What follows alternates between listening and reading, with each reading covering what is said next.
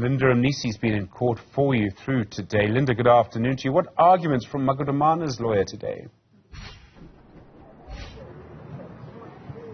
Well, you remember, Stephen, that Dr Nandipha Magudumana's legal team has really started with, placing the issue of the onus and the schedule of the offence, challenging it based on what the state has put forward in its affidavit opposing bail, saying that what is contained in that affidavit by the investigating officer does not really match what, is contained in the charge sheet, therefore making it difficult to reconcile the two, and therefore it does not meet the minimum requirements of that charge of corruption. But what you're seeing now on your screen is Dr Nandipha Magudumana's family. You see there her criminally charged father as well as her brother, who in a short while will turn. You'll see that they are in possession of a birthday cake. You'll remember that today marks Dr Nandipha Magudumana's 35th birthday, and as you can see there, her family seemingly having a moment with her lawyers, her brother, who you would have seen also being in court throughout the day, also, holding her hand occasionally, as they, of course, dealt with the issue of the bail. She spent her birthday tussling with the state for bail, challenging various aspects. Most importantly, one of the things that she had to deal with was whether or not she would evade trial. And what the state based it on was that she was found in another country without the relevant documents. She was found with her passport, but that passport was not stamped. You'd remember that her argument was that she was forced to leave the country against her will. She was taken out of the country and she was basically defenseless and could not have objected to what was happening. Thabo Bester at the time, she says, was overpowering her and she had no way of really dealing with what was happening. So we've seen some really strong points being made, particularly also when you look at the issue around the alternative address that she's since given. This is the address that she says she will be residing at if she is granted bail. Her family now leaving. Let's try to get word from her lawyer. And Dr Machini Motloung, thank you so much for joining us here live on Newzroom Afrika. We see the family today celebrating Dr Nandipha Magudumana's birthday. Oh yes, yeah, it's a birthday today. It's a big day for her.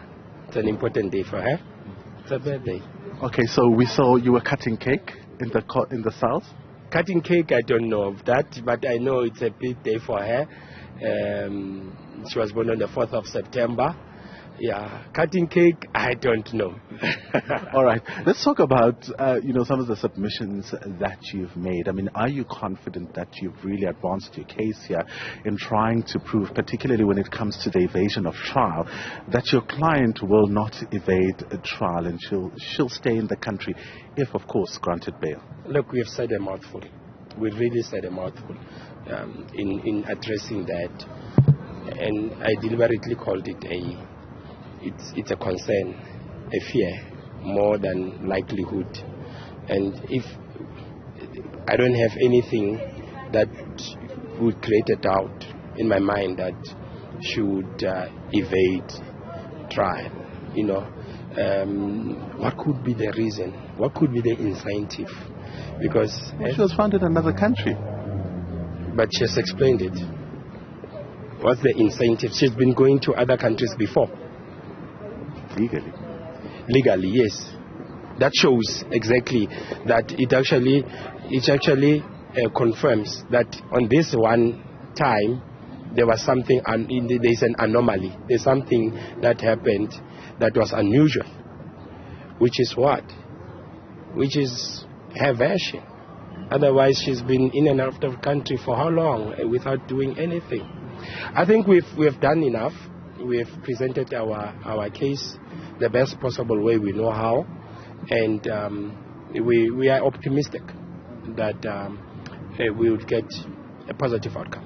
It's interesting that, in the strategies that you've used, you've also opted to attack the schedule of the offense, because then if you succeed with that, it then places the onus, it shifts the onus completely on the state, because then it would be a Schedule 1. Indeed. And like I said, the deficiency and defectiveness thereof is really incurable, particularly the manner in which they try to cure it. What we have is evidence. Charges, yes, you're saying, I'm going to charge you with this, and then you present evidence to the contrary. What is that? I'm interested to know how that could be procedurally permissible to cure a deficiency by addressing the court from the bar. We have evidence that is quite clear that has got no 2.5 million as part of gratification. What caused the omission? Even to this date, we don't know why. So, should it be Schedule 1? Well and good. The onus shifts to them. The tables turn, and the scale drops a bit.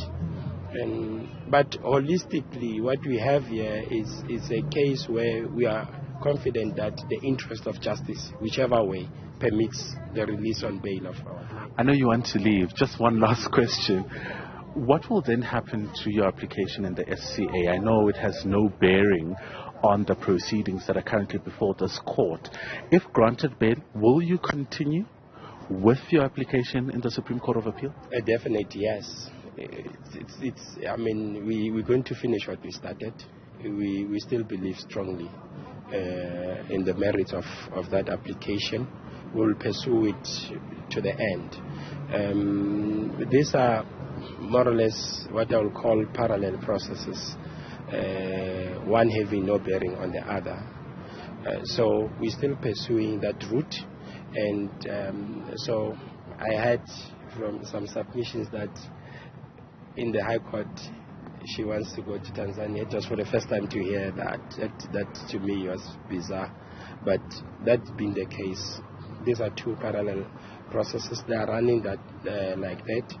And if she gets bail, we still pursue that application in the Supreme Court of Appeal.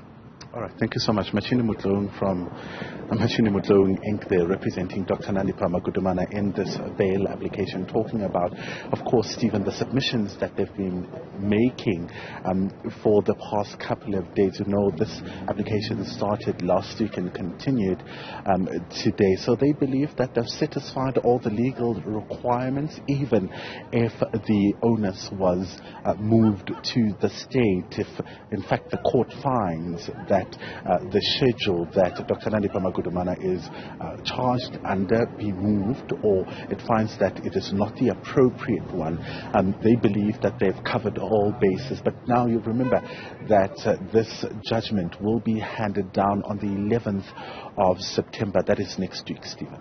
Nisi, thank you very much indeed for that live update.